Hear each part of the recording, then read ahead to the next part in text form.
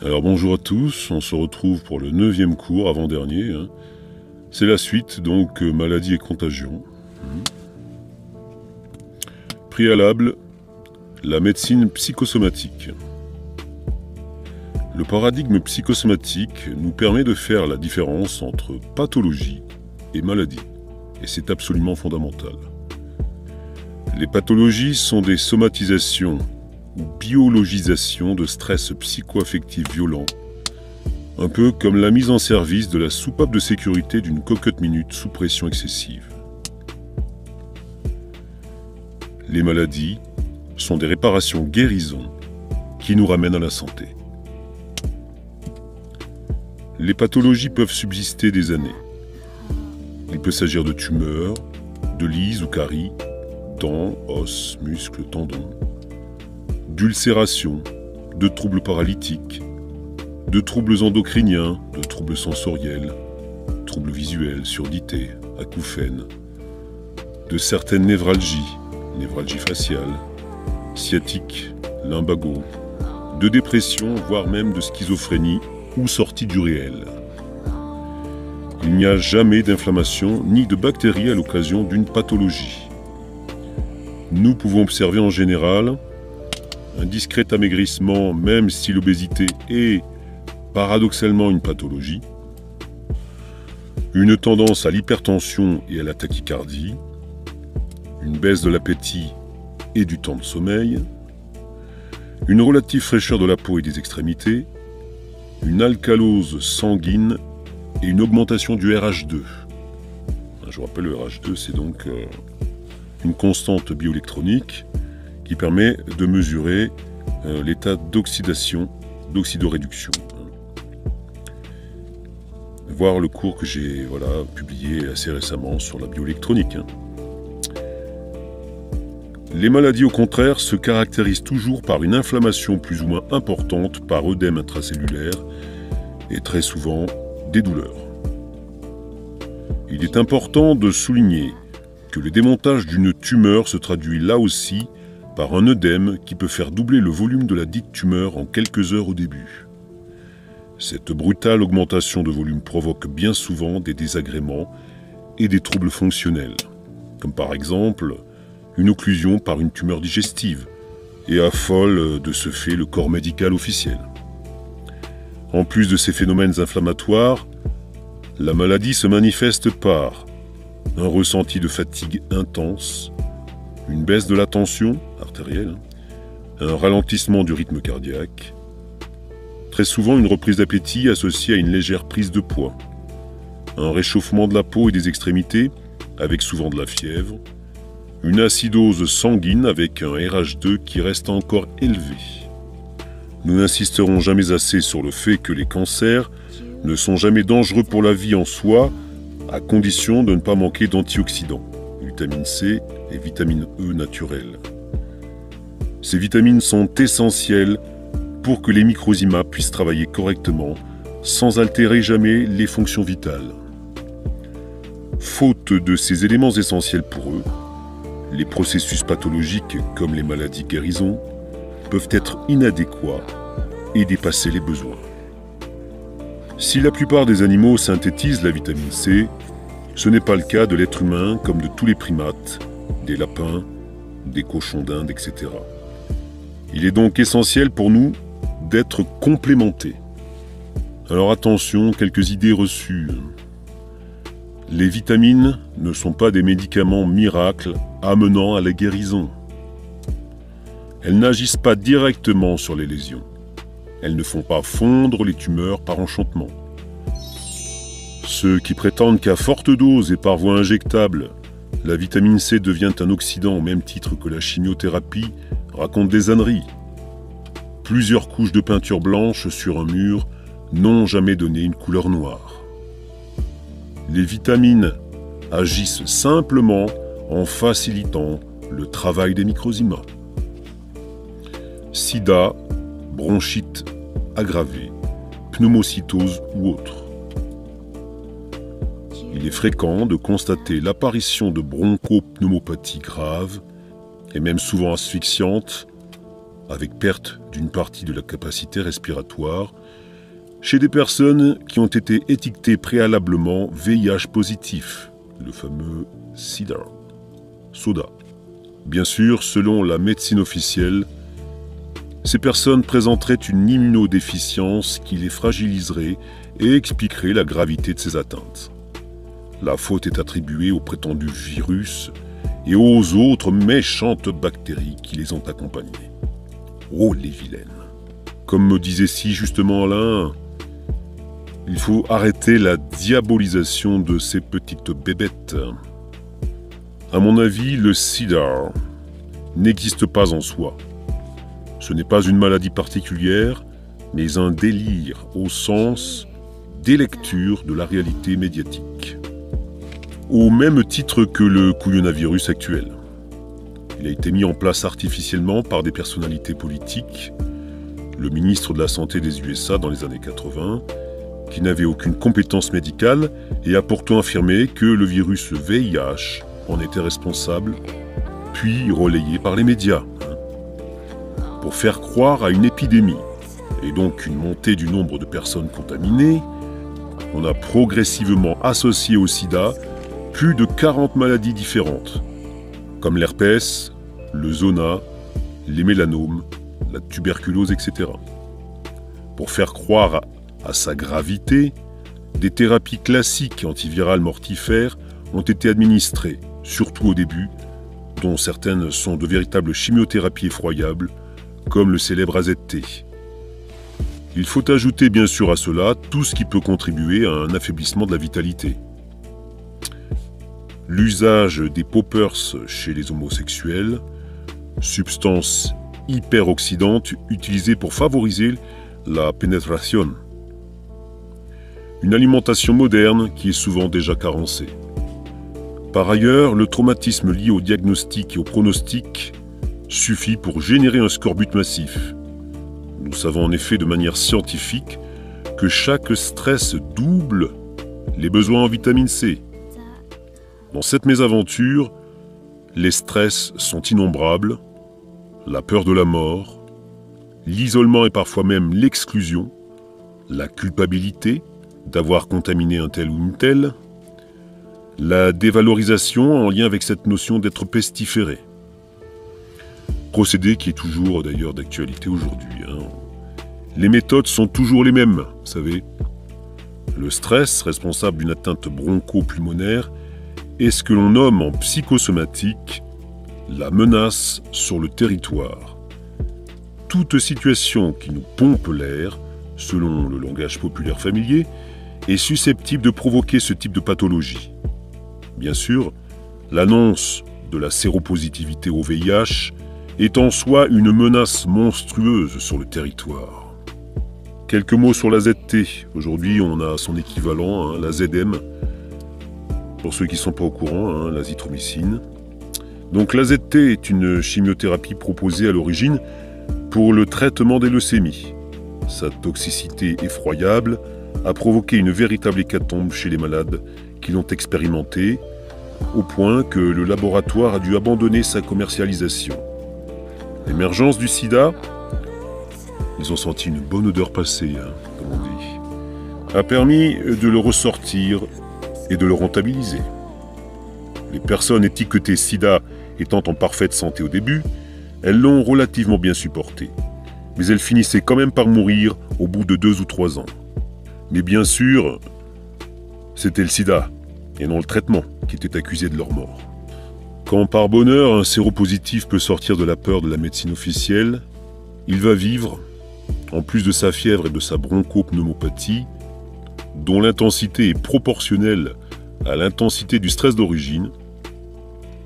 Donc il va vivre des céphalées intenses liées à la guérison des foyers de Hammer correspondant dans son cerveau. Toute guérison, à quelque niveau que ce soit, se traduit par de l'inflammation, c'est-à-dire un œdème gonflement intracellulaire localisé. Ces phénomènes vont avoir tendance à réactiver la peur et l'angoisse. Le processus de guérison est alors interrompu, ce qui diminue momentanément l'inflammation, les céphalées et l'intensité des symptômes de maladie. Cette amélioration apparente fait repartir le travail de guérison, l'inflammation et les céphalées repartent, et ainsi de suite. C'est ce qu'on appelle, en psychosomatique, un conflit en balance, à savoir un conflit qui se réactive régulièrement. Et puis on va baptiser ça des maladies chroniques. À moins d'un accompagnement par un thérapeute sérieux, d'une complémentation suffisante en vitamines C, E et B, et d'une intense vie spirituelle, l'évolution sera bien évidemment chaotique et plus qu'inconfortable. Et ce n'est pas la faute des microzymas ou des bactéries, mais bien de notre médecine officielle et de ces grands prêtres que nous déifions un peu trop. Alors comme exemple de grands prêtres, nous avons, à l'heure actuelle, bien sûr, chaque époque a ses prêtres. Saint Raoul, vous savez, le grand sauveur de l'humanité. La primo-infection tuberculeuse. Cette maladie se produit habituellement entre 3 et 8 ans. Elle se caractérise par un léger fébricule plus net le soir, de la toux fréquente, de la fatigue, une diminution des performances scolaires, et ce pendant des mois. Elle passe facilement inaperçue car elle touche des enfants fragiles et souvent malades. Elle est retrouvée plus tard chez l'adulte, lors d'examens radiographiques systématiques, devant la présence de cicatrices sur l'image des poumons. Le diagnostic est posé par le virage de la cutie-réaction à la tuberculine et éventuellement par la recherche de bacilles tuberculeux dans les crachats. Ces dernières années, des antibiotiques anti-tuberculeux sont proposés par les médecins pendant des mois, ce qui n'arrange pas la situation, au contraire. La pratique du BCG précoce aujourd'hui a modifié son incidence, sa fréquence apparente et ses manifestations. L'abandon de cette vaccination va sans doute amener sa réapparition, ce qui ne veut pas dire que le BCG soit une bonne pratique. Pendant des années, elle a été attribuée à la contamination de l'enfant par un adulte. Souvent un grand-père ou une grand-mère chez qui on finissait à force d'acharnement par trouver le fameux bacille tuberculeux de Koch dans ses crachats. Ils adorent jouer avec ça, on le voit encore aujourd'hui. Je vous dis, les méthodes n'ont pas changé. Si nous acceptons l'idée que la contagion au sens d'agression par des germes ou des virus venant de l'extérieur n'est pas une réalité scientifique, alors nous devons comprendre cette maladie autrement. Depuis l'émergence de l'homéopathie grâce essentiellement à Samuel Hahnemann, 1755-1843, les médecins homéopathes du monde entier ont vérifié que 9 enfants sur 10, au moins, sont des enfants tuberculiniques. Cela se traduit par une grande fragilité ORL et pulmonaire, voire aussi digestive. Et ce sont ces enfants qui développent classiquement un jour ou l'autre une primo-infection tuberculeuse. Le docteur Hammer, le plus grand pionnier de la psychosomatique, qu'il nommait médecine nouvelle germanique, on parle aussi de biologie totale, avait compris que bon nombre de tumeurs cancéreuses se démontaient sous l'action de bacilles tuberculeux, et en particulier le cancer du poumon. Selon lui, le cancer du poumon est la réponse de notre corps, sous la direction très attentive de notre pilote automatique, le cerveau, à une intense peur de la mort. Nous pouvons nous demander alors à quel moment l'enfant a-t-il eu peur de la mort. Pour le comprendre, il nous faut faire un bond en arrière. La vie intra-utérine passe par 2 étapes.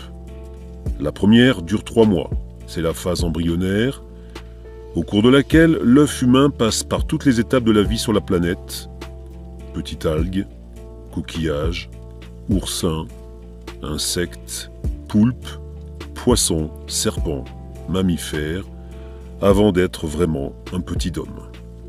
On a coutume de dire que l'ontogénèse résume la phylogénèse. Ce n'est, à mon avis, qu'à la fin du 3e mois qu'il est vraiment un petit homme, avec une conscience et un esprit. Et il entame alors 6 mois de vie fétale qui, pour lui, sont comme 100 ans pour nous. Il est dans une relative obscurité, ce qui fait que ses yeux ne sont pas opérationnels, Mais il est capable d'entendre, de sentir, de goûter. Et son cerveau est opérationnel. Il a donc des pensées et des sentiments. Et non pas il a donc des pensées et des sentiments. Petit à petit, son corps physique se trouve à l'étroit. Attention, il faut bien comprendre que le placenta est une partie de lui, un peu comme une écorce. Et il vit donc une sorte de vieillissement. Et peu à peu, il est confronté au caractère inéluctable de l'accouchement à venir, qu'il va vivre comme une véritable mort. C'est là qu'il développe un cancer du poumon, heureusement minuscule à son échelle et à l'échelle de son ressenti. Il semble que le phénomène se produise 9 fois sur 10. Ce cancer du poumon est une pathologie minime. Heureusement, personne ne pense à aller le chercher, à faire une radio ou des bilans. Dans l'optique de la médecine officielle, vous pouvez imaginer les catastrophes que cela engendrerait. Intervention chirurgicale avec ablation d'une partie du poumon, chimiothérapie, radiothérapie. Peu d'entre eux en réchapperaient. Sitôt venus au monde, les microzymas de notre bébé se trouvent confrontés à une problématique majeure. La nécessité de grandir, de croître. À partir de 50 cm et 3 kg en moyenne à la naissance, il va grandir de 4 à 5 cm et grossir de 500 à 900 grammes par mois, et ça tout au long de ses 9 premiers mois de vie. C'est un travail colossal, prodigieux. Pour ces microzymas, le cancer du poumon n'est pas une urgence, il peut bien attendre. Ce pourquoi la primo-infection qui a pour but de le démonter ne survient que beaucoup plus tard. Le BCG est un vaccin qui inocule un milieu de culture spécifique au bacille tuberculeux bovin, une dyscrasie, avec du bacille tuberculeux. Et donc des microzymas confrontés à la problématique du démontage des tumeurs pulmonaires entre autres. Ces bacilles tuberculeux sont programmés pour ça, pour démonter donc des tumeurs pulmonaires. Les bacilles tuberculeux inoculés, et donc les microzymas qui les constituent, ne vont jamais se développer dans l'organisme de l'enfant, hormis éventuellement au point d'injection tant que le milieu dyscrasique étranger persistera. C'est le même phénomène avec les morsures, souvenez-vous. Mais il est clair que cette information étrangère va être, pour les microzymas spécifiques de l'enfant vacciné, une incitation plus ou moins forte à mettre en route le travail de démontage de la petite tumeur pulmonaire, ce qui va se traduire par la fameuse primo-infection. Ce vaccin est bien évidemment malencontreux s'il est pratiqué au cours des 9 premiers mois de l'enfant. Il va le fragiliser considérablement et le mettre en maladie de Barlow. Par contre, bonne nouvelle, l'adjuvant de l'immunité, entre guillemets, est peu toxique ici. Une simple lessive. Bon ça va alors. Et il n'y a pas d'effet toxinique comme dans les autres vaccins. Bien sûr, des bacilles tuberculeux présents dans les poussières de l'air pourront également être une incitation à la mise en route de ce travail de guérison, mais faute du milieu dyscrasique associé, la stimulation sera beaucoup plus légère et souvent insuffisante. Le travail de guérison et la construction des bacilles tuberculeux endogènes se fera au moment où le cerveau de l'enfant l'aura décidé. N'oubliez pas que les microzymas peuvent voyager sur des poussières de l'air. C'est la fin de ce 9e cours, avant-dernier donc. Le prochain cours abordera la notion de virus. Ça sera le 10e et dernier. Pour cette série sur les microzymas. Je me suis gardé le meilleur pour la fin, donc ça sera la cerise sur le gâteau. Vous savez, une cerise avec des petits bonbons dessus, des petits Smarties. Vaut mieux en rire, non? N'hésitez pas à le réécouter. N'hésitez pas à demander à Alain les PDF qui correspondent à chacun de ses cours. Voilà, écoutez, moi je vous souhaite un très bon couvre-feu. Tout va bien. Dans le meilleur des mondes, bien sûr, toujours. Hasta la liberación, hasta la victoria, y fuerza a todos los pueblos del mundo.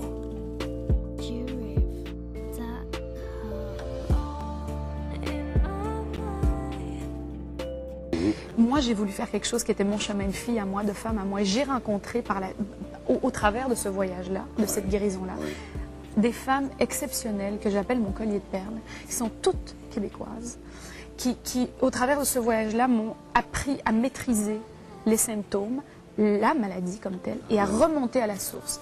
Et la personne qui a été capitale dans ma guérison est une jeune femme qui s'appelle Lynn, qui fait de la biologie totale. Et si je parle aujourd'hui de ça, si je me permets de parler de biologie totale, c'est vraiment pas pour avoir l'air d'une fille qui ramène sa science dans une médecine, quelle qu'elle soit, mais... J'ai osé vous demander de partager avec nous ce qui vous a permis de revenir. Et si je parle de biologie totale, c'est parce que je voudrais juste dire que quand on a un problème qu'on peut guérir de façon effectivement chimique, allopathique, il y a une source, il y a une parallèle à ce problème qu'on peut guérir parce que c'est notre corps qui a parlé de ce que notre tête ne voulait pas avouer, de ce que notre intellect voulait maîtriser, et que la biologie totale arrête de rendre ça tabou, la maladie, et nous permet d'être face à elle et de remonter grâce à elle. La maladie, c'est le mal qu'on dit, et c'est celle qui guérit, vers la source. Et là, effectivement, c'est un voyage choc, parce qu'il est pas long, il dure que quelques mois en biologie totale, et c'est des conversations très, très franches avec la thérapeute qui vous aide à aller au-delà, qui vous fait comprendre le pourquoi du comment vous avez développé cette chose. Et d'abord, le nom de... Biologie totale. Biologie totale. Voilà. Quand vous savez que vous êtes atteinte de cette maladie et que vous devez remonter la pente, vraiment sortir les muscles et dire « il faut que je remonte », il y a des choix aussi qui s'offrent. Vous pouvez tout simplement vous installer dans votre fauteuil et attendre que la vie fasse ce qu'elle a à faire. Ou encore regarder par terre et voir que vous êtes au fond du baril. C'est ça. Alors, ça, je l'ai vu, moi. Il vous reste à vous battre. Oui, mais moi, j'ai été très d'accord avec le fait que j'étais là en bas. Je n'ai pas lutté en disant c'est pas juste, c'est pas normal. Non, j'ai fait OK, on est là. Qu'est-ce qu'on fait pour remonter? Et ces rencontres, c'est parce que j'ai pas lutté contre l'État. Et j'ai accepté l'État et je l'ai compris que j'ai pu me sortir de cet État. Est-ce que vous vous êtes posé la question pourquoi moi? Non. Et qu'est-ce que j'ai fait pour mériter ça? Non, je ne suis jamais postée en victime dans ma vie. Jamais. Ça, c'est très bien. C'est très bien. Parce que souvent, quand il nous arrive des choses imprévues dans notre vie, la première question qu'on est porté à se poser, c'est pourquoi moi? Oui. Qu'est-ce que j'ai fait? Certains vont vous parler de karma. Oui, d'autres vont vous parler de fatalité. Moi, je crois beaucoup à notre destin, mais au fait que nous sommes les artisans de celui-ci. Et qu'on se fait toutes sortes de choses. On est contenu de toutes les plus belles images et de toutes les plus laides. Et nous sommes le projecteur. Nous envoyons ces images dans notre vie. Alors, c'est vous qui décidez quelle image je suis certaine qu'on est... On met en scène nos croyances. Oui. Et donc, on n'a qu'à changer le film quand on n'est pas d'accord avec lui. Ou sortir de la salle. Oui, c'est ça.